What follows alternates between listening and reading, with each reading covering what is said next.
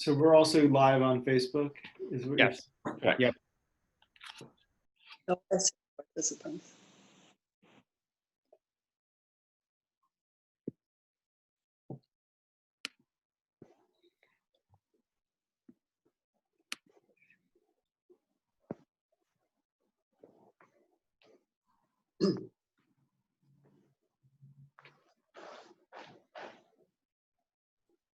What do you think, Austin? Another minute or two, or?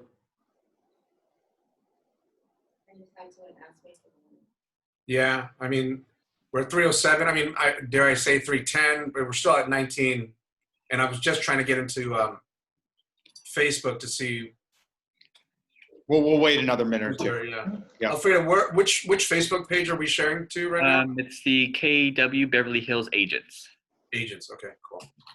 Here we go. Yeah, I mean, we're at 307. I mean, dare I say 310? We're still at 19. And I was just trying to get into. Sorry. There's you on Facebook on delayed. I love it.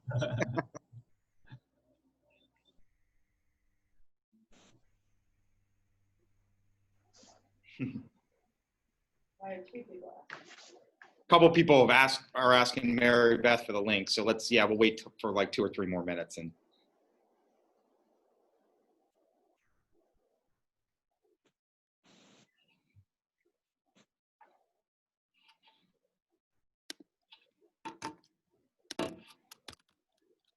You know, this is actually the first time I've worn lipstick in like 4 months. I've worn Me too. Zoom, and now it feels so weird. It's like, oh my God, I haven't had this on my face. I finally shaved yesterday. Yeah,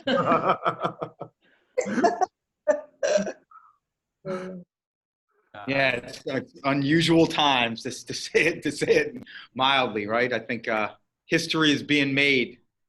yeah. Yep. David, the last time I saw you was early on during the quarantine, and you had just picked up that ethanol alcohol from the Rite Aid. Oh yeah, you were in the car and you had Right. Did that hand sanitizer last you a long time, or is that long gone? I had a huge alcohol. The pharmacist gave me a huge bottle of alcohol, and then they gave me the essential oils, and now I make my own. That's awesome. In the car, and it's great because remember everybody was out. And the pharmacist, who's a friend of mine, she literally behind the counter gave me the alcohol and then told me what oils to buy. And it was eight drops of those oils to like a thing of alcohol. So yeah, and my hands smell like what's that thing? What's that wonderful fragrance that everybody lavender? Lavender. Yeah. Nice. That's great.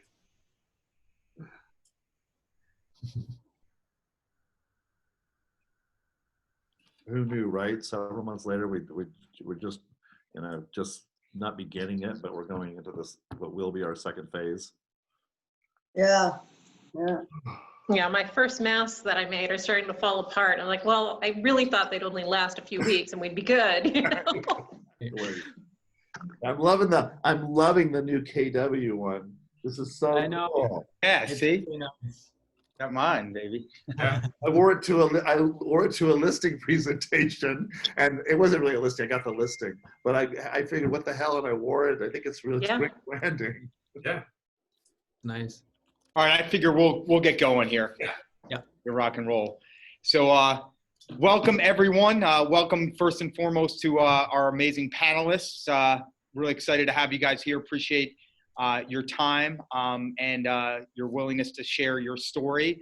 Also just want to welcome everyone else who's joining us, whether it's through Zoom or through Facebook. This is the second conversation in an ongoing sort of initiative that we've created, Community Change Creators, out of Keller Williams Beverly Hills, just about how to understand and learn more effectively from one another. As I like to say, none of us is as smart as all of us. And I think the more we understand, the more we listen, the better people we are. It translates into our businesses, and the more deep culture we create.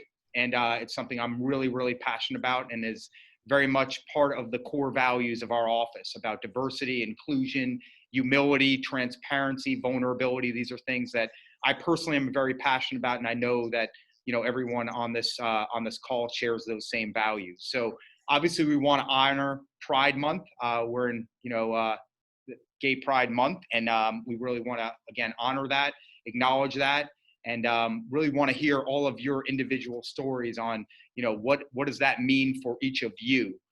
So that's the purpose, that's the agenda, just to better understand, to become better people, and to learn from one another.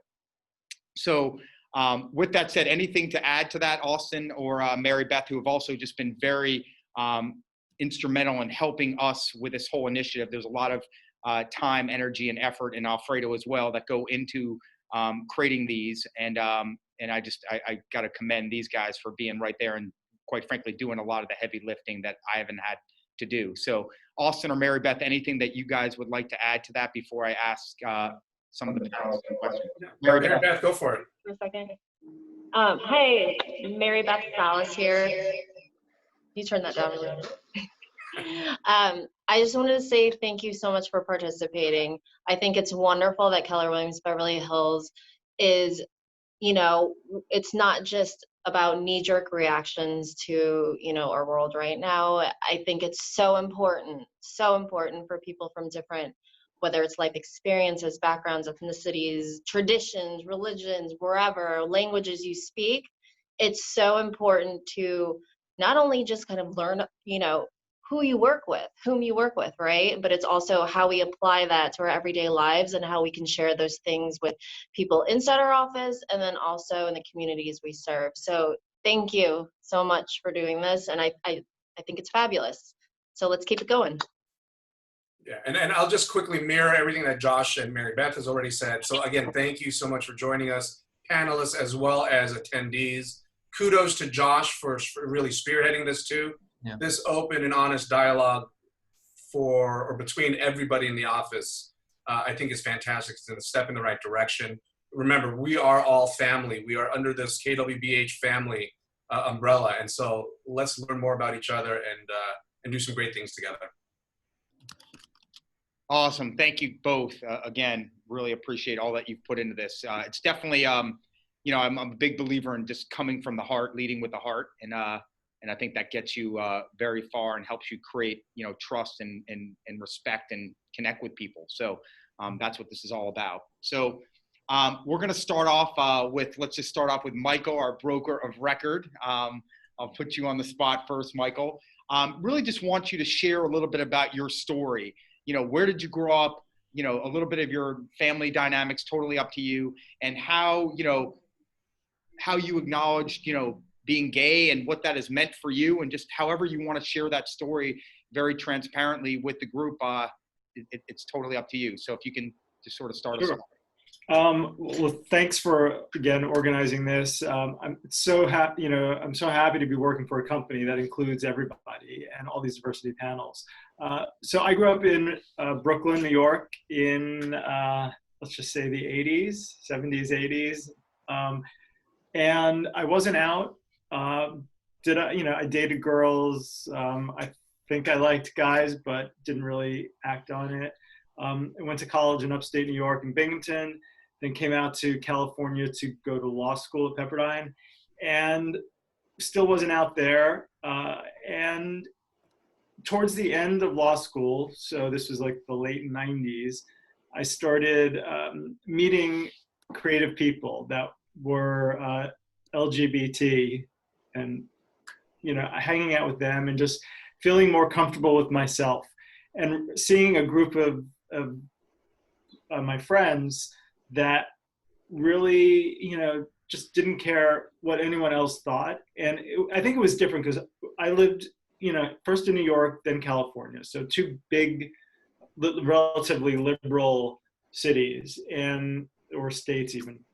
But so I didn't really feel it was very difficult for me to come out. My parents, I didn't come out to my parents. My sister wound up outing me to my parents. And, I think any parent that didn't really know, they were a little upset, but never had an issue with it. Whereas I'm married for 16 years now,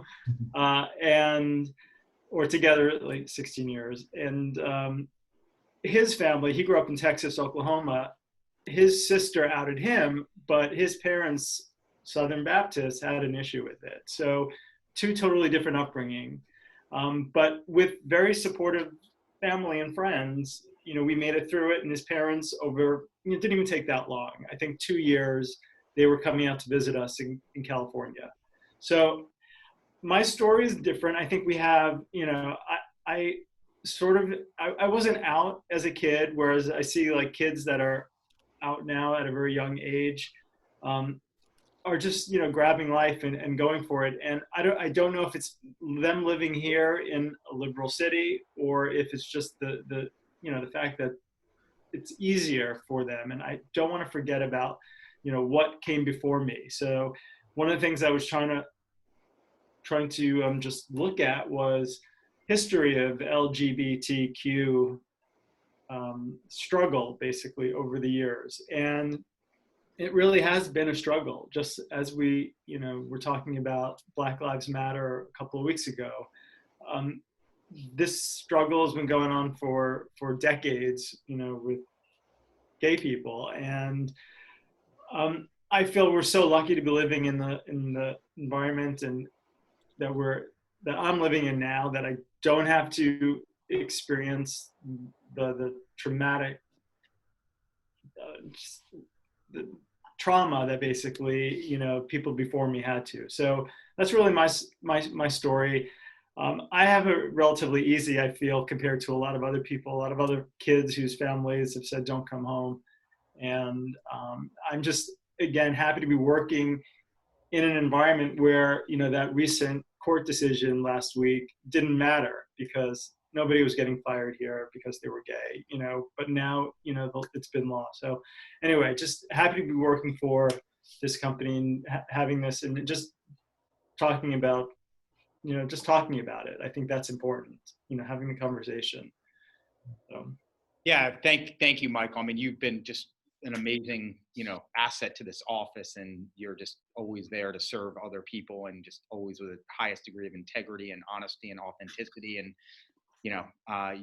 just really, we're honored to have you here. Is there anything that the rest of the panelists, just before we move on to the next person, want to maybe ask Michael?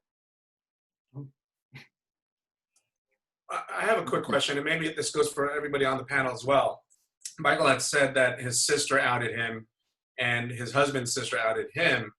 When that happens, I'm curious, does that create friction? I guess it depends on how it's received, but does that create friction? Do you feel a sense of betrayal? Like, hey, wait a minute, that was my special thing to share with my family, or to our family. Yeah, I mean, I personally didn't. In fact, it's probably more sense of relief. And I do have to say, one thing I forget was, I think it was easier with Facebook. It was, I guess Facebook came out in about 2007, and I was just living my life normally here. But what it did was it allowed all my friends from high school and college to just see me, and not me having to like come out to people. And people just, hey, congratulations, I saw you had gotten married, or this or that, or, your husband looks great, your partner looks, so it was so nice to see, people that I grew up with, and me not having to go to all those people and say something. And I don't know if, again, like, everybody's experience is going to be different. People probably, could have much different, but I was relieved my sister said something. And I think Mike, my husband's name is Mike also, he probably was also. So Great question, Austin. Yeah, that's great perspective. Again, thank you, Michael. That was awesome. Really appreciate it. In no particular order, maybe we'll move on to George. Hey guys, how are you? Hi, George. Hey, George. Yeah, just again, maybe just, I'm trying to keep it intentionally unstructured.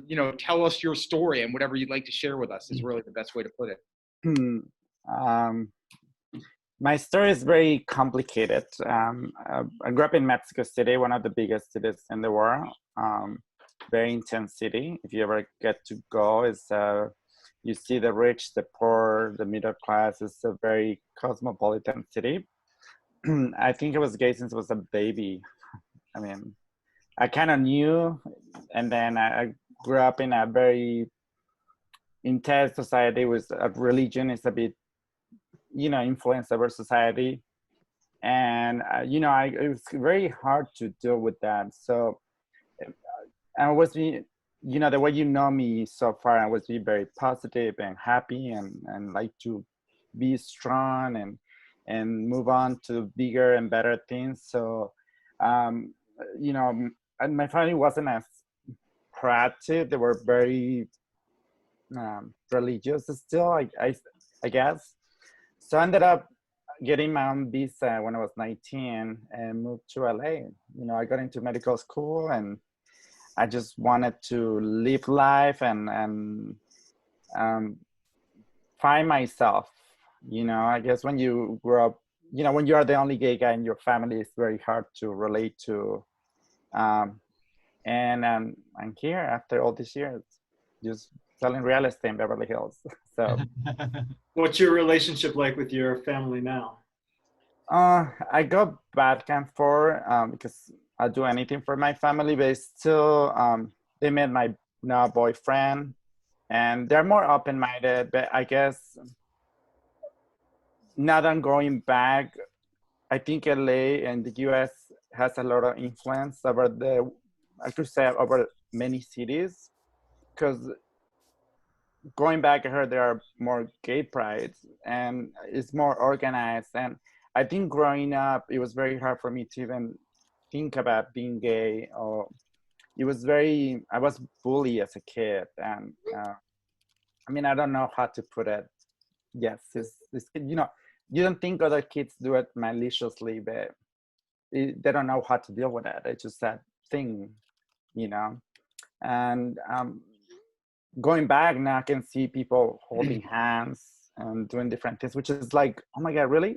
I was like, I guess we're making changes little by little, things will change little by little.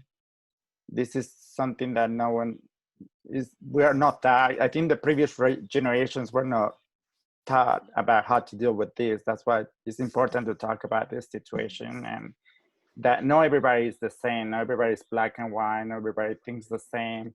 Not everybody likes the same things. So, and I just putting it out there just to teach others about other people, I guess. How was the relationship? When did you first have like an honest, transparent relationship, conversation with your parents? I'm curious.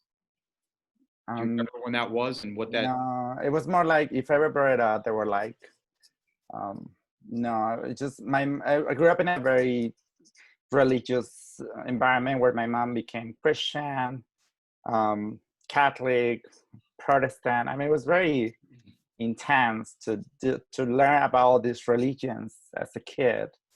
I guess she was trying to find herself. But used to see that it was an eye-opening. Then that taught me that there's other people who like different things, different religions, and I just wanted to learn more. And I felt like, why not to travel? And I started traveling since I was 16. I would go backpacking in high school and be like, I'm gonna go for a week. Bye. I'll come back. And I became very independent as a little kid because I wanted to learn. I wanted to live life, and I didn't want to. It's either you live or you die, and decided to live and continue and grow as a person. Awesome. That's great, man. Appreciate it. Thank you. Anyone else here with any questions for George? So it's me again. I got another one. And again, maybe also for all the panelists. Love hearing the personal stories about the upbringings and then dealing with having to come out, because for a lot of people, you don't have to worry about coming out. So this is super valuable, and I'm really, really thankful that you guys are being so vulnerable and sharing that. I am curious though, since we are all related to the real estate industry, have you guys ever experienced any prejudice, stereotypes in real estate, and does it affect how you approach your business and when you meet somebody new? I think it helps actually. Every housewife loves me. So, I mean, I've been really blessed to always like, especially because we live in LA, maybe, I can't say that I know of that I've ever lost any business for being gay or even, you know, I get a lot of heat for being very political on Facebook.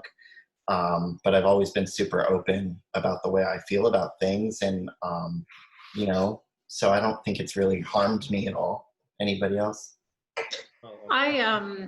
I've actually dealt with it in a few different ways. And one is that there are actually a lot of gay real estate websites. So places where buyers or sellers can find an agent who can help them. And there are various reasons why they might be more comfortable with someone who shares their background. And then also there are various realtor networking sites as well. In fact, KW has KW Rainbow. So there are networking events at family reunion and so on and so forth. In terms of actually dealing with clients, for the most part, I'm out. I actually, I'm looking at David Bailey right now, and I think he was one of the first people I met at Keller Williams, because I joined Keller Williams in 2005, and I was only coming out at that time. And I was shocked that when I joined, it was the Los Feliz office, I think probably at least 20% of the office was gay. And it was mind-blowing to me that there was just such an open and welcoming environment where people did not have to be in the closet. So from the beginning of my real estate career, I tried to be as open as possible and not hide that part of myself. But the part that was difficult for me was actually more being a woman and being more of a target sexually. So what I found was that I do have to be a little careful if I'm meeting some strange man alone at some point, because there are times when they think because I'm a lesbian or because I'm married to a woman or because I'm bisexual, that I'm open to advances and that I would be interested in a threesome or an affair or something like that. And I'm in a monogamous, loving relationship. That's not what I'm about. So there are times when I am careful about who I come out to if they don't already know. But other than that, I don't think I've lost any business. I've certainly gained business from it. There are people that have sought me out because of it. That's awesome. That's cool. I will interject here. Yes. I'll give it a little more historical. I'm a little older than the rest of the group. So back when I was in the closet in the 80s and I started out in real estate, I was in commercial real estate. It wasn't so much prejudice, but you would hear comments. Like I can remember going to an event for the Bank of Los Angeles or something, and I shared it with my mentor boss, and he says, "Oh, make sure not to shake anybody's hands. That's the gays' bank."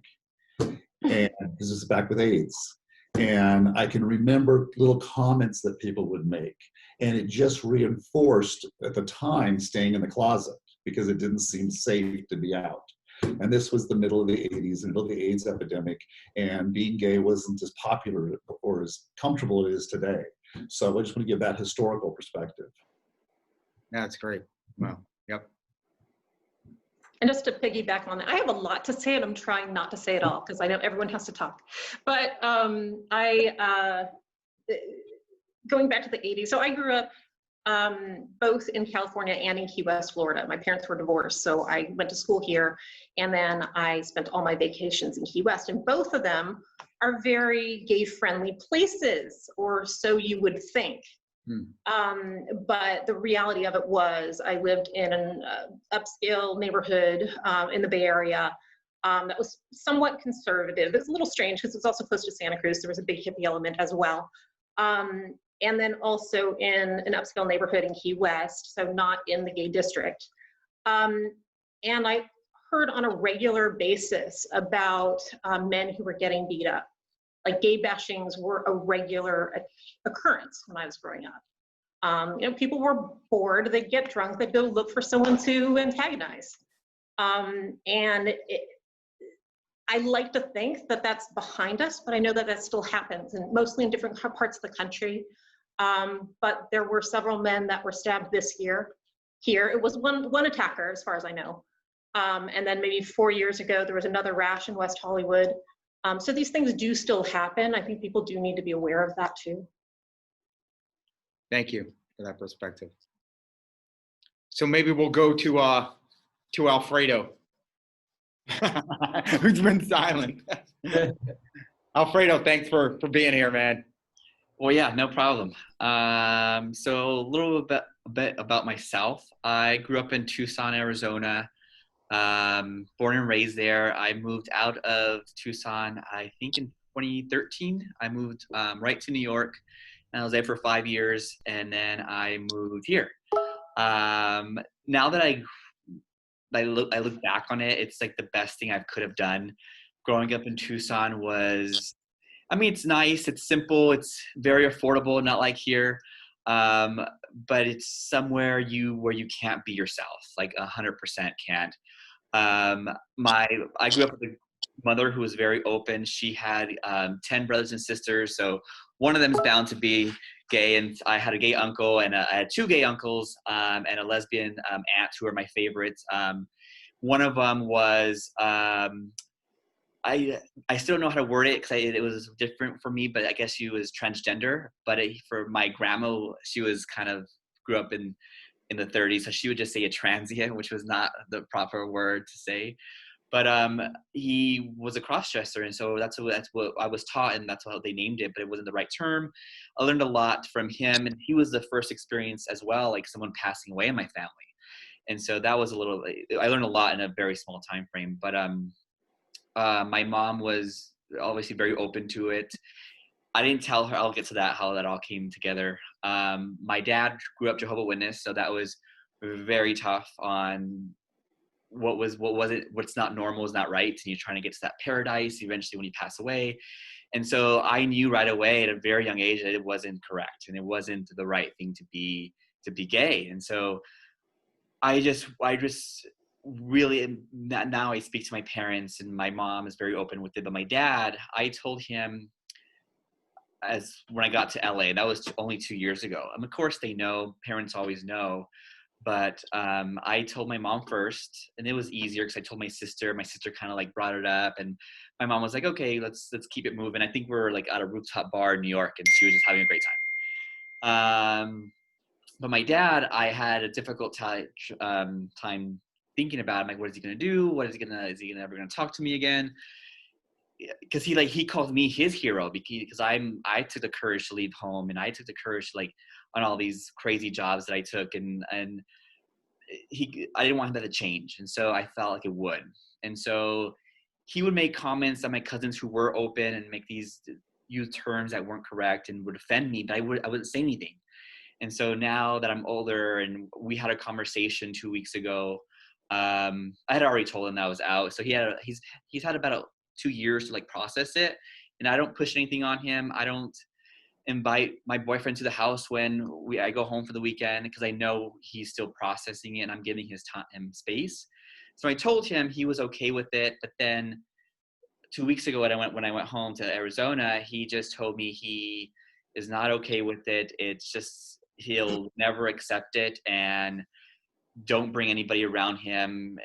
And he felt like he did something wrong raising me. And that's what hurt the most. Like, I can get you don't accept it, that's fine. But if anything, he did everything right raising me. Like, he didn't try to change me. If he tried to, like, change me back then, I think he would have destroyed me. I would have been a terrible person. I don't think I would have been able to be as expressive and relaxed as I am now. I'd have been, like, always trying to be that straight guy, or to hide it from your friends and family. And I kind of wish they would have approached me at a younger age, maybe like in middle school or in elementary, like, hey, it's okay to be who you are. Maybe I would have started different things at a different age instead of that 25 or 30. And so I'm still learning how to navigate around my dad mostly.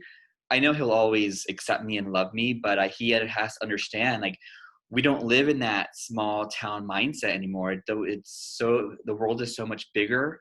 And I told him, if you want to be a part of my life, that's on you. And if not, I'm going to move on, and it's going to hurt my feelings, but I'm completely okay with living my own life. Because I did read something once, and it's, I wrote it down.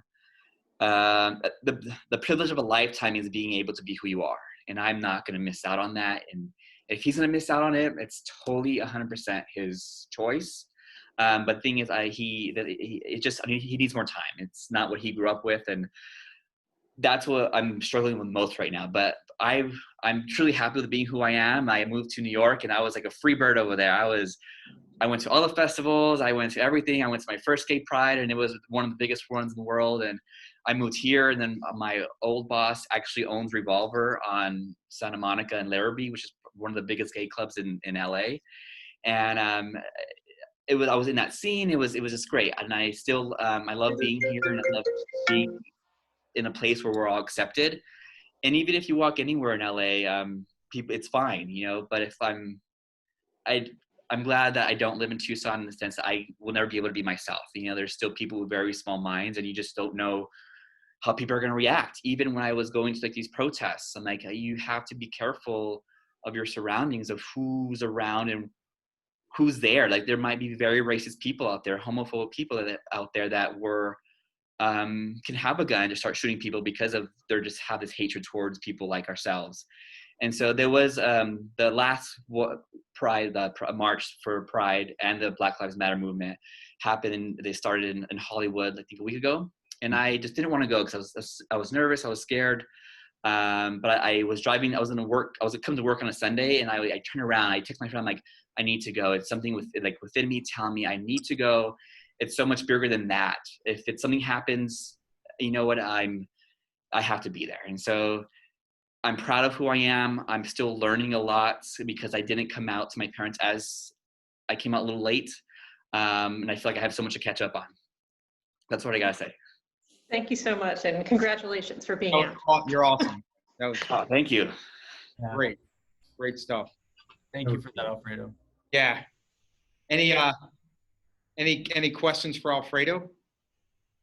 Alfredo, I missed, when did you come out to your dad? So 2 years ago, I moved here 2 years ago in July. So I told him so we drove down here from New York, and I told my mom, I'm gonna tell him in the car while we're driving here because he can't go anywhere. Like, what is he gonna do? And so my mom just gives me this look. She's like, I don't think you should do that. She's like, I don't think she's ready. And so, but you know, I did it on my own terms, and it was fine. And he said he was fine with it, but I just think he was like, he shook my hand. He did say, I'm glad you told me, and you're still the person I raised you. That's what he told me. I'm like, yeah. And then we moved on, and then that was it. You know, it's only 2 years. So I mean, I'm looking at, you know, Mike, my husband, his parents were like, when we first met, don't come home for Christmas. But then his sister gave them an ultimatum. You want to, you know, Mike's coming to, and his partner, they're coming to my house. You want to see your grandkids. You either deal with it or you're not coming. No. And I think, you know, they eventually just started dealing with it and realized, you know, that they grew to like me, and, you know, realized that this is what it was a changing time. Yeah, for sure. Like I'm glad I had my sister. She was the first one to know, to like know verbally from me. But she kind of helped me transition to like, but if my dad decides not to be in my life, she will set him straight. Like I'll be okay. It's just, he needs some time, but thank God I have my sister. Like, this is what it is. And if you accept it, then she's probably gonna lose he'll lose her too, which is, he won't, because he has like grandkids from her. But I'm glad I have like my sister. She didn't out me, but she helped me. But kudos to all the sisters. Yeah, the sisters are big. Yeah. I think what Tiffany said was important about, you know, even in gay cities like Key West or Los Angeles, you know, there's still people out there wishing to cause harm. And, you know, we still have to, you know, always, less so much in LA, but, you know, you have to watch your surroundings when you go out. You just never know. You know, if you're going in Hollywood, you're going out to a restaurant and there's, you know, a straight club and they're coming out drunk, you never know what's going to happen. You never know what's going to, you know, said or done. I remember when I was in Provincetown, which is in Cape Cod, very gay.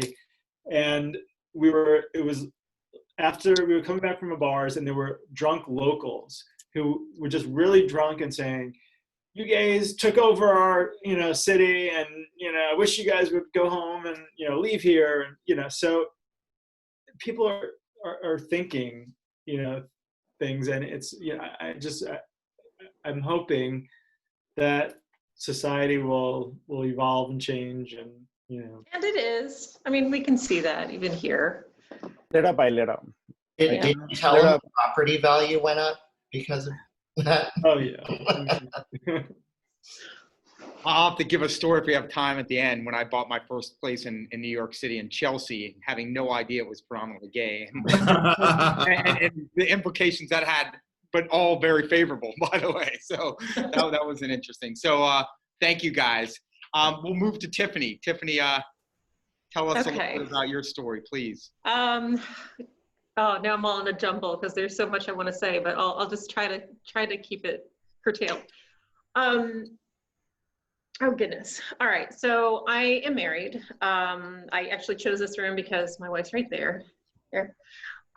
So that's our wedding album there. And we met back in 2001. And at that time we were working at a tech company together. And I had never dated a woman before. It wasn't too long before that I had not realized that I even had any attraction to women. I met my college boyfriend my first day of college, and we were together for 8 years. We were engaged, and at some point I realized I was bored in our relationship, and that I wanted more out of life. And it had nothing to do with him being a man. It just ended up, we grew apart. But at some point, he was actually the one that pointed out, and not to me, so it was by accident that I overheard that I might be attracted to women. So it was a little weird. We were both working for an ad agency in Santa Monica, and someone had given him a pinup of Angelina Jolie. And he was putting it up on his wall, and a coworker walked in and said, "Dude, what are you doing? Isn't Tiffany going to be upset?" And he's like, "Oh, no, trust me. She'll like this more than I do." So and I was like, "What are you talking about?" But he wasn't wrong. And so when we broke up, which was probably within a year at that point, I had some time to reflect. And I am one of the rare people that I'm going to put it in a controversial way, does have a choice. So most people, you're attracted to men, you're attracted to women, you're attracted to whoever you're attracted to. For me, I am literally attracted to whoever I'm attracted to. So it is about who that person is. I'm attracted to an amazing personality, a warmth, a smile, that feeling. And when I met my wife, I just knew. I was so incredibly drawn to her. And she felt the same way. And luckily or unluckily enough, she was with someone else at the time. So I had plenty of time to kind of work through my own feelings. And I actually did join a dating site specifically looking to date men. But then I was like, you know what? Maybe I should look at women too. So I switched it. For a hot minute, I switched it so that my profile said that I was looking for either men or women. And I have to say, immediately, my inbox was flooded with very inappropriate photos for men. So I turned that off immediately. So my dating foray into looking to see if I really wanted to pursue women did not work out so well.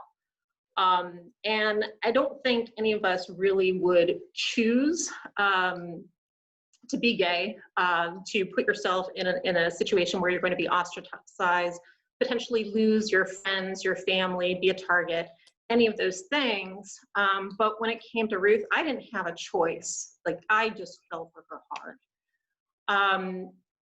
Now, she refused to date me for about 3 years. So, no one wants to date the straight girl. So she didn't want to be an experiment, and she didn't want me to break her heart. So for 3 years, we were friends and tried very hard not to be together. And I dated men throughout that time. I actually had, I think, 3 men propose to me during that time. But inevitably, my feelings for Ruth got in the way. So eventually we were like, okay, this isn't working. Clearly we're not able to stay apart. So let's just throw caution to the wind, try this out. We'll probably burn out and it'll be over and we'll get it out of our system and then go back to our normal lives. That didn't happen. So I sent her an email, and this was before we were dating, but in this time. And the email in the subject line said, "Marry me." And the content said, "Or go to Puerto Vallarta with me." So we went to Puerto Vallarta and bought a timeshare immediately. And we've been together ever since. So that all turned out very well. I adore her. I'm so happy to be with her. I couldn't imagine a better life. Coming out to my parents was a different story. My friends were amazing. All of them were just fantastic. And my parents, I was terrified to come out to them. Both of them were very conservative. My mom was a huge Rush Limbaugh fan. My dad was very much stuck in the 50s. The woman's, role is in the kitchen, barefoot and pregnant. So I did not think this was going to go well at all. And my mom completely surprised me. I told her, and her first words were, "That's okay." And I was driving at the time, and I nearly wrecked the car. But the things that she was concerned about, she was concerned for my safety. She said, this is really something that you need to figure out on your own. And by then I'd already been dating Ruth for 2 years and we bought a house together. So I kind of figured that part out. And she was concerned that I would break Ruth's heart. So those were the concerns. And I was so grateful for that. It was the first time I really felt supported by my mom, because she's the stereotypical dragon lady. She's Chinese. It was very hard upbringing, very strict, ridiculous standards. And I was really terrified she was just going to disown me. But it went great. And she loves Ruth, so that's fantastic. And then I went to tell my dad, because everything went so well. Let's go tell Dad. And at first he was good. The first thing he said was, "Well, that's new for you." And that was followed by telling Ruth to take care of his little girl and gave her a hug. And so we drove home, and this is back in the Bay Area. So we drove back to Los Angeles, just flying high. We were so excited. And then I don't remember if it was the next day or a week later when the other shoe dropped. My dad was threatening to kill himself. He told me I was no longer his daughter. I shouldn't call him ever again. And I did call, and he would hang up on me. He threatened to kill Ruth if he ever saw her again. He literally said, "I have a gun and I know how to use it." So that was heartbreaking. And he did come around. It took a very long time, but we did kind of heal that relationship to the point where he and Ruth would actually watch ball games together. But it was never the same as it was before. So I definitely lost a big part of my life then. It's kind of like, if you have a vase and you break it and you put it back together with Scotch tape. Sure, it looks like a vase, but it has no structure to it. It's not going to hold water, and it's pretty darn ugly. So that was kind of what I was left with afterwards. And it does break my heart, but it was still worth it because I have an amazing relationship. And I'm so glad that my dad did come around. Unfortunately, it was after Ruth and I got married, so he was actually not invited to our wedding, which I do regret, but it was the right thing at the time. Prop 8, so gay people in California got the right to marry. I don't remember the exact date. Let's say it's June 27th, 2013. Our wedding was June 9th. So we actually got married before it was legal. And we did that partially because you had to reserve ahead of time, and we didn't know when the ruling would come out. And partially because we were like, you know what, it doesn't matter what the government says, we're getting married. So, and I'm really glad that we did, because we didn't do it for political reasons. We did it because we love each other. So I'm really glad we did. But what happened was when that ruling came out, my dad actually called and apologized and congratulated us. And if he had just done that before the wedding, he would have been there. So, but it is what it is. I'm happy now. Can't tell it. Look very happy. All right, next. And how has the relationship evolved since then? I mean, with your dad, I know you're like maybe. We had a lot of other difficult things. He's a difficult person. He's done a lot of things that I do not approve of, and took advantage of me as well financially. And so things were not very good. So we sort of healed a little bit from the whole coming out thing, but there were other issues where we still had a lot of tension. And then I found out I had a sister that I didn't know, who graduated from high school, from the same high school I did, the year I was born, which was a huge shock because my dad's from North Dakota. So like, how did she end up there? But her coming into our life actually brought us together a little bit, because now I was like introducing her to our family and kind of forced to interact with him more. But he passed away this past year. And that was really rough. But one of the things that I found amongst his belongings was actually a book that I had sent him, because when we had our falling out, suddenly he became religious. He had never mentioned religion to me before, but suddenly I was going to hell. He had lost me forever. So I actually read a ton of books that are all around gay issues and parents with gay children and helping to understand, and stories and gays in the Bible. And a lot of, it's really interesting because even in Leviticus, the word that's used for man, when it says you shall not sleep with man like you would a woman, that thing, the word that was originally used was actually meant to specifically mean young men. So we're talking about pedophiles there. So they're like little things like that. And it was really interesting. We don't have time for all that right now. But I actually found one of the books that I had sent him about gay lifestyle, and I had written notes in the margins and highlighted things, and he still had that. And that was a big deal to me, that he didn't just throw this out, because we weren't talking at this time. I was just sending him things. So yeah, it was as good as it could be. It wasn't great, but it was as good as it could be. Thank you. Yeah. Very powerful. A lot of courage. Thanks. Rory. Hey. Hi, Rory. Well, I grew up in New York City, and I had parents. My dad was like George Carlin and Timothy Leary combined. It was like Jackie O. How they ever got together, I have no idea. So then they divorced, and my dad was a hippie. I went to Woodstock with him. I got tattooed at age 13. So, you know, I grew up in that kind of, he lived in Greenwich Village, and my mother was on the East Side. And when my parents divorced, I moved to Europe with him.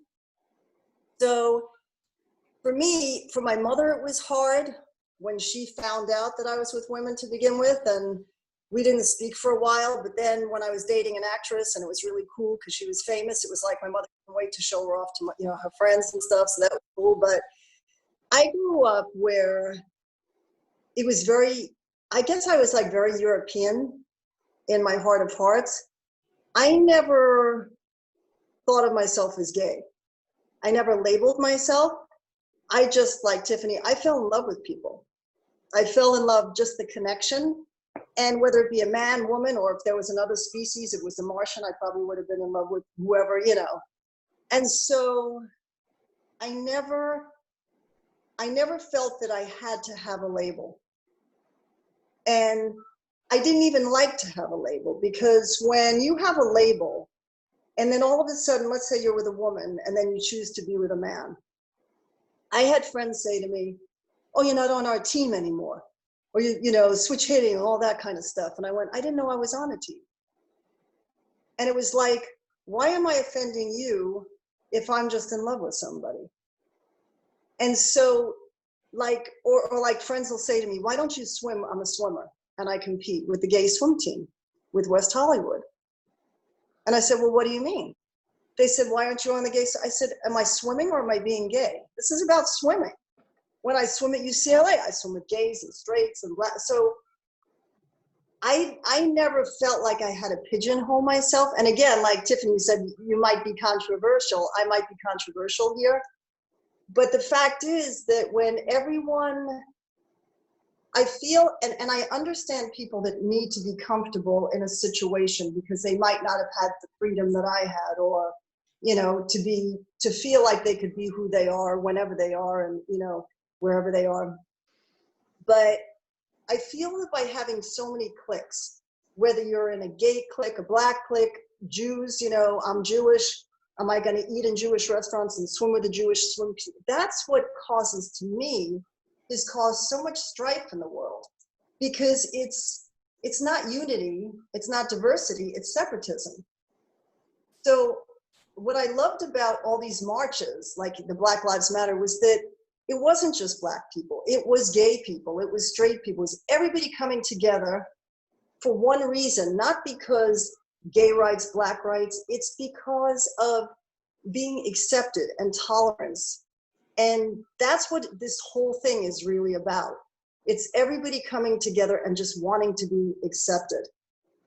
So that's what I loved about it. And sometimes I just feel by everybody standing on there, and I understand it, trust me, I do, wanting to be heard and trying to shove it down people's faces, I figured that's not the way to do it. That's how I grew up. People, if they get to know me and they really like me and then it comes out or whatever, 9 times out of 10, they're gonna still like who I am. And if that one time they don't, I don't care. You know, I just don't, I never did. But it's like if I walk around just saying, love me because I'm gay, or love me because I'm this, I'm like, pushing it in their face. The way Jehovah's Witnesses, I don't mind anybody being whatever faith they want, but when they come to my door and they come in my house and they shove it down my throat, I'm gonna repel from that. But if someone had introduced me in another way, or I got to know a Jehovah's Witness and I really liked, I wouldn't care. But sometimes I just feel it's overpowering. And so for me in my lifestyle, I just am very European. I just live my life. I don't call myself anything. I love who I want to love. And I don't care what people think. I don't, it just isn't who I am. And if I've never had a problem with clients ever, but again, I don't meet somebody and say, hi, my name is Rory Barish, realtor, I'm gay. If they were to ask me at some point, I wouldn't lie. And if they wanted to walk away, that's fine. Because I'm not going to connect with anybody who doesn't accept me for being Jewish, being a woman, being gay, being whatever. So for me, and this might insult some of the people on the panel, that's just the way I grew up. I just grew up loving people. And it doesn't matter who they are, what they are, that's who I am. Awesome. Yeah, to me, it's always been about character. And what you said about acceptance, I think that's a big takeaway. Well, Yeah. acceptance and equality, you know, it's something to be, you know, accepted, but we also want, you know, Black lives, everybody's been fighting for equal rights, you know, and we've seen that, you know, with the gay position, we've seen that, you know, in the last 10 years, you know, with the overruling Prop 8 and legalizing marriage and the recent ruling. It's just, I think, you know, the equality aspect of it. It is a roller coaster. You know, I lost, not many people know this, but I lost a partner, I lost a house, I lost buildings, I lost for not being married because gay marriage wasn't there at the time. And they went in, and then the federal government didn't recognize that. And it was a terrible time for me. And, you know, listen, I'm very young, and I know how to make it again. But to have that happen when you lose someone, and then you lose your house, and it's horrible. It's just that, you know, it's like, and then got to a judge, and then the judge says like, you guys were not married, but what were you guys doing together? Playing hands, I guess. It just, I'm glad that things are changing. I'm so happy for gay marriage, because going through that was a bad timing for me, and because you live your livelihood, you live everything, and and the family ended up getting everything from Texas. I'm happy things are changing. I'm very, very, very grateful to be in a in a new year. Things are moving the right direction. Unfortunately, hit me at a young age to deal with something like that. Yeah, when the system does not afford equality, then there's a problem, and that's the point that George is making. So, David, fire away. I'd like to interject Yeah. on one thing that is important. Yeah. There's a core difference between Black Lives Matters and the gay movement. And number one is the Black Lives Matters, they're fighting for rights that are already theirs, that are being denied them. In the gay movement, we are fighting for rights that we don't have. We want to be treated equal. We don't want to be better. We don't want to be worse. We just want to be treated equal. And whereas the Black Lives Matters, they're fighting for, they already have their rights. They're being denied them. And so they're asking you not to stand in the way of their rights. So there's very much difference in the movements. They are different from the core law. The laws, they're different. But where they're the same is that it's all about discrimination. Absolutely. Discrimination that's where they are the same. Absolutely. Discriminating against gays, you're discriminating against, and so if everybody got together, and not just gays fighting for gays, and or blacks fighting for blacks, everybody needs to get together to fight discrimination on every level, equality, gay marriage, everything. Exactly. Power in numbers is so much better than clicks. Yeah. Well, that being said, blacks have been granted their rights through the Supreme Court previously. We just now are getting our rights through the Supreme Court that were granted through the Civil Rights Act of 1964 to blacks. So, but you're absolutely right. It's about discrimination. I also think it's important to remember that people, especially gays, find solidarity in communities and safety in communities. And so that's, I don't like to dismiss that, because I just think that people go to where they feel safe, to where they know they're accepted, to, and there's a lot of community in that. I totally get, Rory, where you're coming from as well.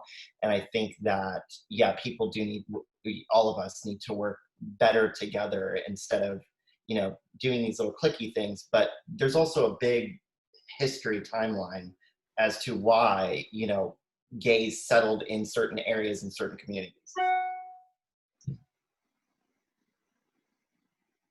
Josh, we can hear you.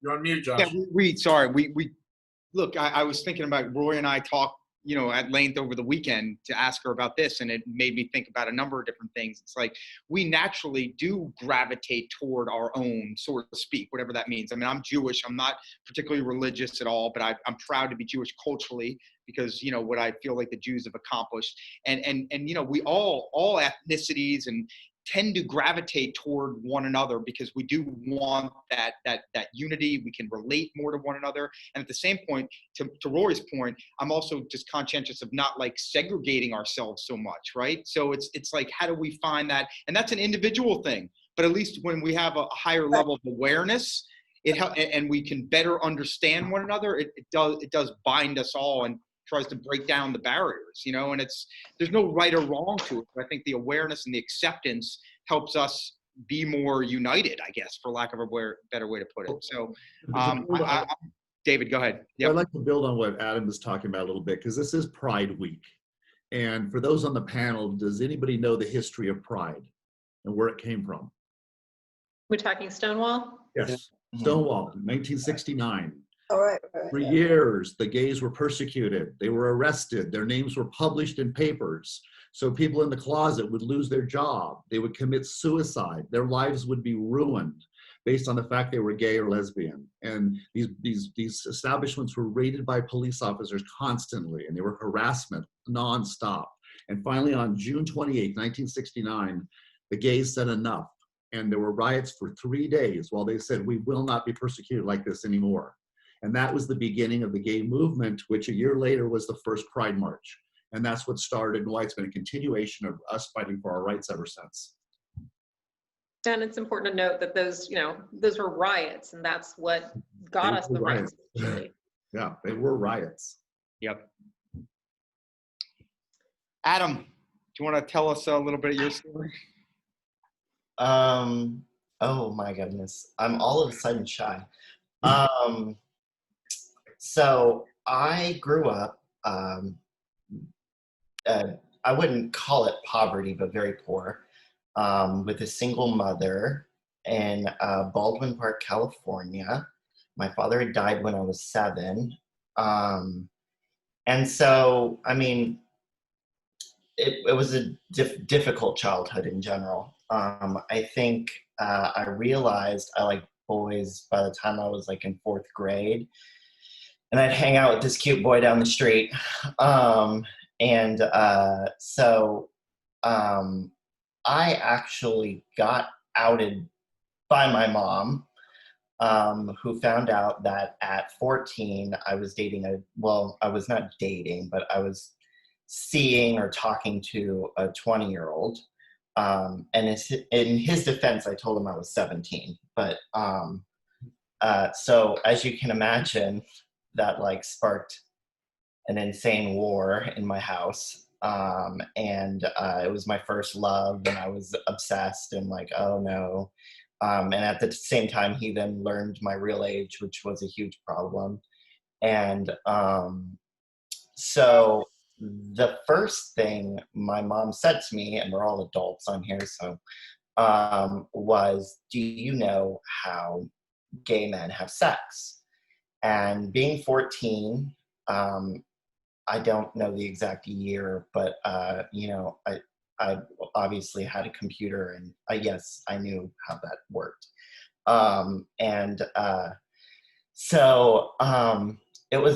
It was a really big struggle.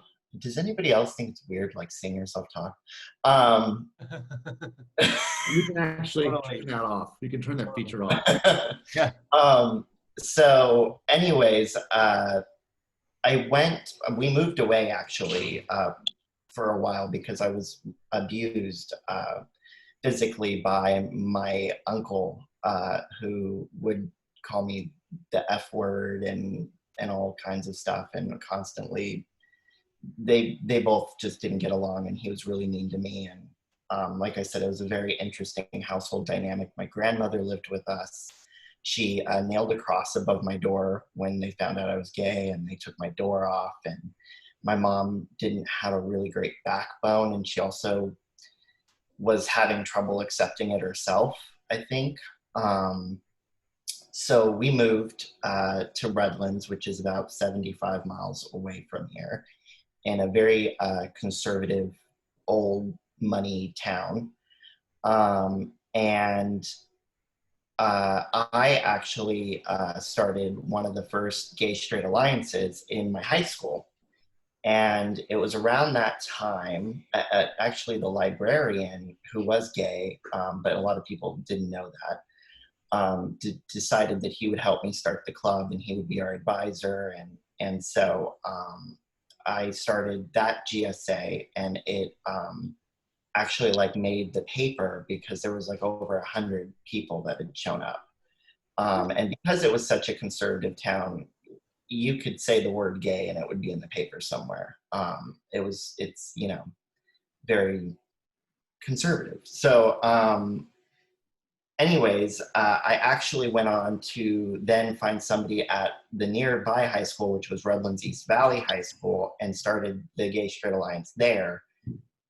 With a partnership with another kid and another advisor over there. And I joined an organization called the GSA Network. Probably by the time I was a sophomore, and I had the opportunity I helped to write Senate bills and testify for gay youth Senate bills. So SB 48, which is called the Fair Education Act, I testified in front of California State Senate and helped get that approved. And we also, I don't know the exact code for it, but we did the gender bathroom law as well, so that if your child felt like, he maybe wasn't a he, she was a she could use that bathroom that she felt her gender identified with. And so it was really empowering, really, my mom came full circle around and was one of my biggest supporters. And she kind of explained to me, and this is something I'll say to everybody, Alfredo, especially, that when you have a child, you have expectations and you have this whole life built in front of you for them. And it's once they become teenagers that you start saying that they are their own person and they're going to do and build their own life. It's not maybe the life you pictured at all. And so when she put it that way, I kind of understood maybe a little bit more where she was coming from at the time. But she came full circle. And I was actually in Instinct magazine in 2011. I was on CNN. I was on C-SPAN. So it was a really great opportunity in my life, and I think I just I wanted to do something else professionally. Otherwise, I would have pursued that. I was more of a business person. But my grandmother actually, I met my husband when I was 18. And we've been married for 3 years now. We've been together for 8 years now. And my grandmother came full circle too. And she always loved Jewish people, and my husband was Jewish. So she was like, "Kay, if you're gonna be gay with him." I don't know why, but I was like, fine, if that's what makes you accept it. So yeah, I mean, I just think, our office is amazing, and we've got such amazing people around. And I actually, last year I came from an office in the Valley that was a KW office that was led by Rob Talbot. And I saw Beverly Hills was doing Pride stuff. And I went to Rob and I'm like, I want a Pride sticker on our logo, for the Facebook office. And he's like, okay. And so they changed it. And so, I've been always really happy at KW, and, I hope we all go back and see each other's faces. And so hopefully soon. Awesome, Adam. Thank you. All just amazingly powerful stories, all you guys. It's really moving. So thank you. Any questions for Adam? I just want to say thank you. That's amazing for all the work that you did. Actually, is my speaker on? I think it is. Yes. Okay. And I actually also started the Gay Straight Alliance at my high school, but I don't remember if it was 1988 or 1990. We literally had 6 people, not 100. 6 people, and as far as I know, there was only 1 out person, maybe 2, in the school. So. And I was not one of them. Yeah, I definitely think time. I'm so envious of you guys, just because, it wasn't even a consideration for me to be out in high school. I didn't think about it. In fact, I was dodging the, queer fag, innuendos. And yeah, so I'm just kudos to you. I did bring a little show and tell item because I thought you all would get a kick out of it.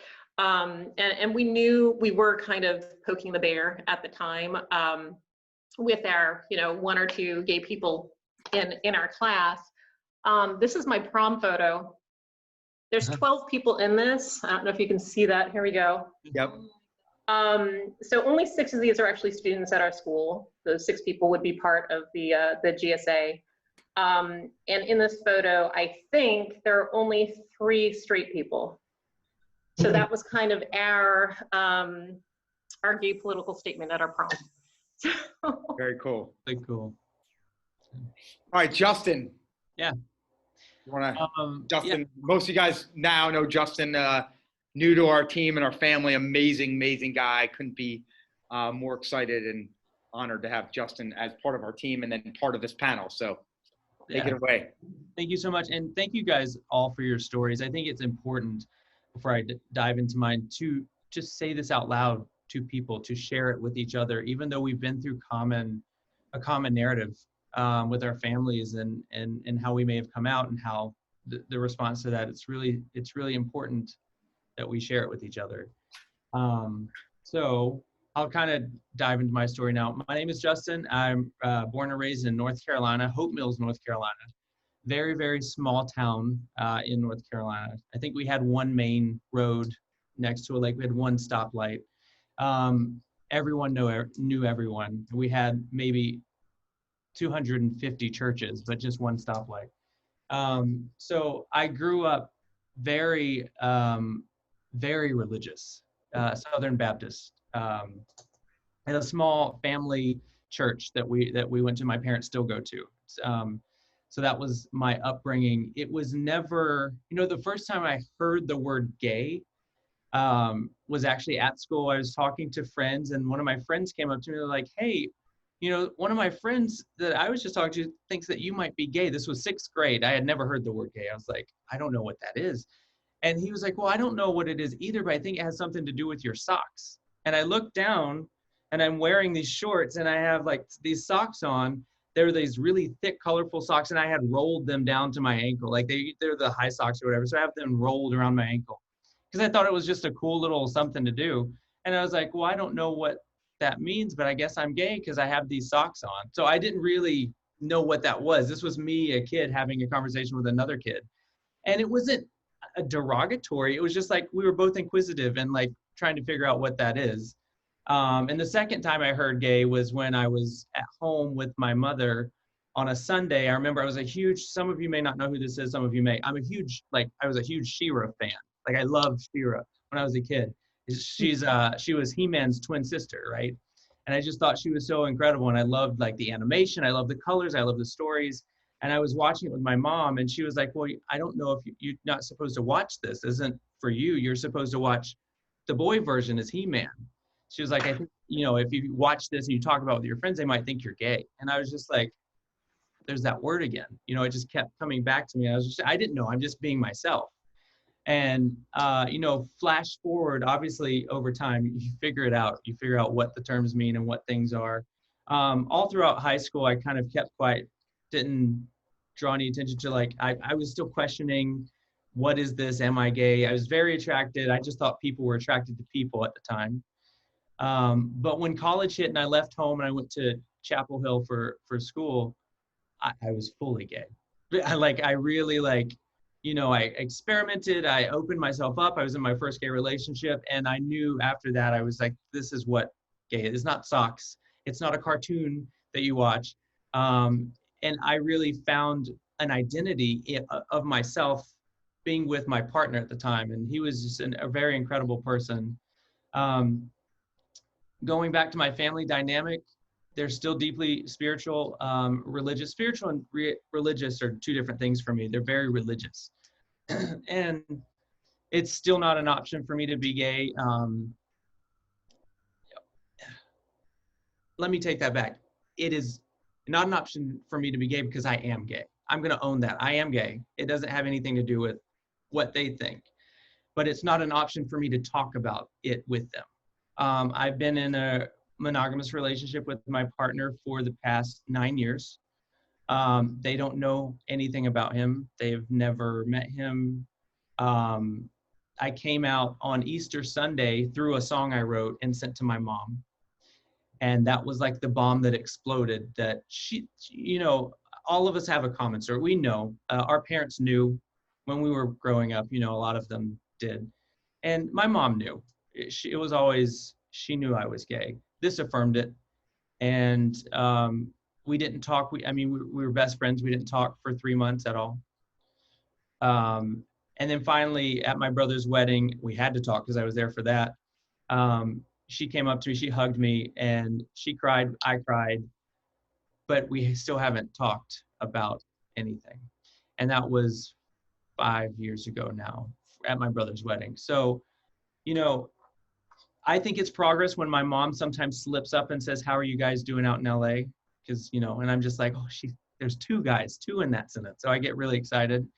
But it's hurtful because someone I think the world of so much of is my mother and my father. My dad and I have had conversations away from my mom, where he's trying to understand it all, but it's not an option to talk about with my mom. But yeah, it's been tough. It's tough having a half relationship with someone that you love so much. But I'm hopeful, and I say that to say this, full circle. I don't know.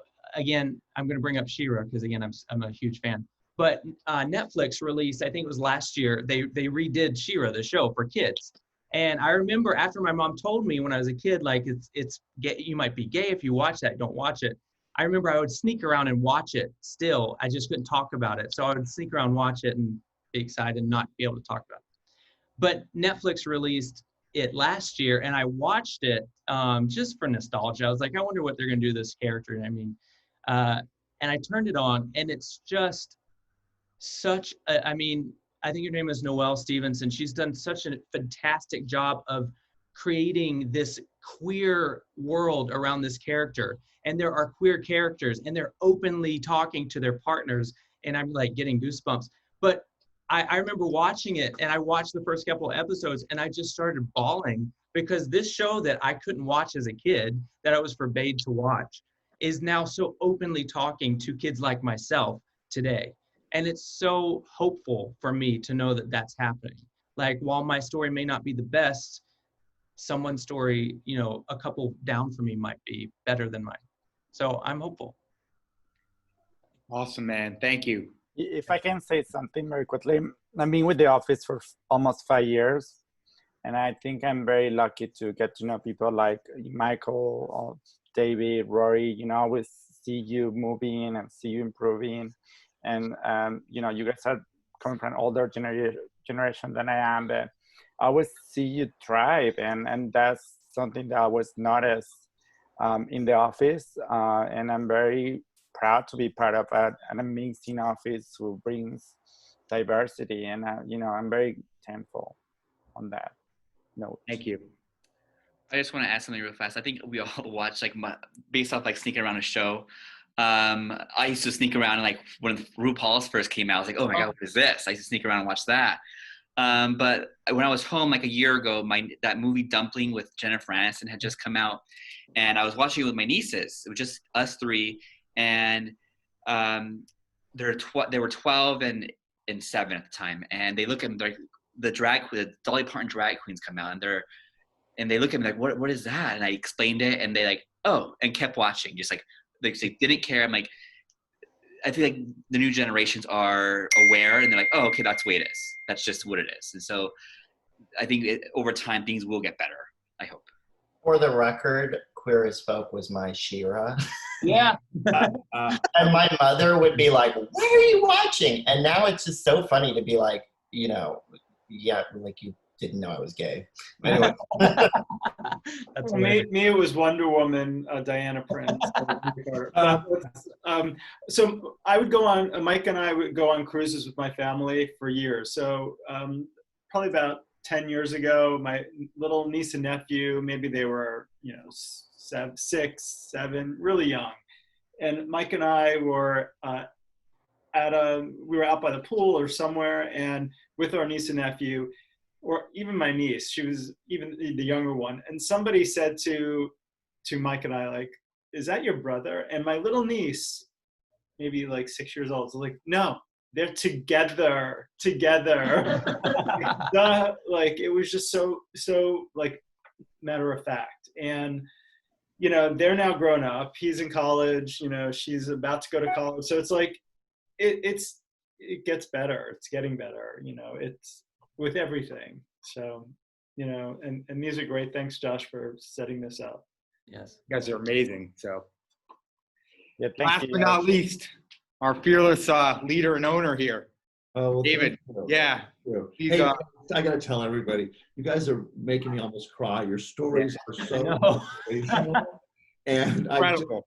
No, I mean, I'm serious, because I'm looking at multiple generations And it's just so inspiring. It is just really, really, really cool. My story is a little different only because I'm a little older. So I was born in the 60s and I grew up in the Bay Area. I'm not sure where you grew up, Tiffany, but I was over in the Piedmont area and my parents divorced and my dad lived in Marin. And what people don't know about the Bay Area is it's quite liberal, but it's also very conservative. And so you have both elements. So people might protest to be so liberal, but really when it comes down to it, it's a fairly small town. So I knew I was gay from the time I was 5 or 6. My favorite TV shows were Bewitched, Wild Wild West, Superman, Star Trek. And I was looking at, Robert Conrad and what's his name from Star Trek, the star, William Shatner. William Shatner. Yeah. And I felt as a little kid, I just felt like, oh, that's what I was looking at. And the female side, of course, was Bewitched, which is just one big drag queen show, if you really pay attention. And everybody's in the closet, right? Yeah. So Linda's in the closet, she's a witch and no one can know. And Uncle Arthur's is a queen. And it's full of everything. That's true. No, it's just the whole show is about homosexuality, and even Agnes Moorehead was a drag queen. Yes, so, Paul Lynde, Agnes Moorehead. If you look at the show, and even Darren, one of the Darrens turned out to be gay. Yeah. So the entire show is, and I had the pleasure years later of meeting Elizabeth Montgomery, and actually Rory sold her house. She was and her daughter is still a dear. Yeah. Yeah, and Elizabeth Montgomery, what a wonderful woman. But that's a whole different thing. So anyway, I grew up in that environment. I knew I was gay from very young, and at some point, I figured out this isn't okay, and that must have been around 1st, 2nd, 3rd grade. And then I proceeded to go into the closet, and I stayed in the closet and dated a lot of women. I had a lot of girlfriends all the way through college. I moved to LA in 1980 and went to Pepperdine. And was very popular as far as fraternities and girlfriends, etc. As a matter of fact, I went as far as to get engaged and broke it off 30 days before we got married, obviously. Thank God for both of us. And we remain best friends to this day. So finally, this kept wearing on me because I was living 2 lives. I wasn't out with my parents. They were in San Francisco, but of course they probably knew. And I had, down here in LA, I had all of my gay friends and quite a few straight friends, and some of those didn't know. So I was living in multiple worlds, and it just wasn't working for me. So at one point, I was about 30 years old, and I decided I'm going to tell my mom. And so I went to the Bay Area, and we went to dinner, and I think I may have taken a Quaalude. I might have had a glass or 2 of wine. And, so we were sitting on the water down at Jack London Square, and I said, Mom, I'm gay. And I just got it out. You just throw it out where you can't take it back. And I said, well, what do you think about that? And she said, well, what do you think about that? You're my son. I love you. And that was the end of it. And the next day, she went with me to the launch of the California AIDS Ride 2, and we stood in the rain and said goodbye to all the riders as they head to LA. So that was the beginning of me then being open and authentic with my parents. And it has been nothing but both of them are passed away since then, but it was nothing but a smooth ride. And from the time I came out, and they were just waiting for me to do it. And the support I had, was just tremendous. And so I'm very blessed from that standpoint, because many, many people, including some in this room, do not have that experience. And for me, the coming out wasn't just important for myself. It's important for the next generation. When I was a kid, we had no role models. There was nobody that was rich and famous that was gay. All we looked at was like Paul Lynde and some other exaggerated gay character who couldn't be in the closet. And for us, we didn't have Steve Jobs, and we didn't have these, giant people that we could say, whoa, we can be like everybody else. We can be successful. We can be married.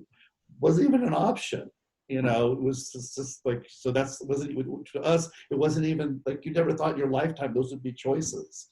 So the fact that I'm hearing from so many of you that you grew up and had gay straight alliances in high school, and these options, or you saw these options much before we did, it makes it all worthwhile, and that inspires me, and it makes it all worth it. And by the way, I've been in a relationship for 25 years, which has been great, and our families are very close, and then anyway, my story is a great story. Today, for those of you who don't know, but most of you probably do, I'm chair of the LA LGBT Center, which is the largest community service organization in the world for gay people. And if you have any questions, want to get me offline with that or getting involved with it, I'd be happy to talk to you. Amazing. Thank you, David. Really pretty amazing leadership across the board. And all of your stories are just, wow, they're inspiring. And just the vulnerability and the courage are off the hook. I mean, I've learned so much, and that's the purpose. And, you know, we're all blessed to hear these stories. And any questions for each of you? I want to be a little bit mindful of time at this point with I just want to say sure. Yep. out to those of you like David, you had it easy with your parents. My father was cool with it, and my cool. For those of you who don't have that, striving to have that, struggling with that, because it's one thing to alienate, and you know, any shrink will tell you this too, somebody on the street or a friend, but when it's a family member, blood is thicker than water. It's different. It's hard to cut them off, because I have friends that say, I just can't cut them off. And other friends that say, why not? I cut my parents off if they don't accept. And I understand that's not okay for everybody. So my heart does go out for you, because I know what a struggle from hearing from my friends what that's like. And I had it with my mother for a while, but it was my choice to say, I'm not going to see you then. And we didn't see each other until she came around. But not everybody is like that. It didn't tear me apart, because I thought it's her loss. I'm still her daughter. I'm the person that she gave birth to me. I'm no different. My soul is the same. My spirit's the same. You're not going to love me because of who I go to bed with? Like, really? Then I'm so sorry. That's your loss. And then she came around. And I'm not saying that's going to happen with all of you, but in hearing your stories, it does make me want to cry, because I know how that, I can feel for you how that must feel. They come around. They will eventually come around, and you just have to push them to make you feel that it's natural. And you have to, you have a boyfriend, bring your boyfriend with them. Doesn't matter. They don't have to say yes or no. You have to stand up for yourself, because if you don't do that, no one else is gonna do it. And that's it. And also, I meant to say this earlier, but I really want to stress the importance of, you have your family that you're born into, and you have your family that you create. I think all of us in this room have our family that we created, that we found, that found us, that really helped us when no one else would, or when we didn't have someone to talk to, that really saved us. And it's really important to acknowledge those people. Sometimes they're almost as important than your real family. Yeah, that's true. That's true. Well said. Again, just humbled to be part of this. So thank you all for tremendous courage, inspiration, and just a great opportunity to learn. And we'll continue this, and just appreciate all of you guys big time. And one more thing, and thank David for doing all the hard work, not all of you for everything you do, all your contributions, and, Tiffany, Adam, and David for fighting for, not only equal rights, like I said, discrimination. It's against discrimination. It's all about tolerance, and I applaud your hard work. Yeah. Thank you, guys. Well, thank you. Thank you, guys. You're awesome. Before we get off, take the screenshot. So if everyone can smile, that'd be great. Oh, hold on. All right, ready? Ready, one. Oh, 1 second. Ready, 1, 2, 3. Thank you. Awesome. Have a great day, guys. Bye, everybody. Take care. Thank you. Have a good one. Bye. Everyone.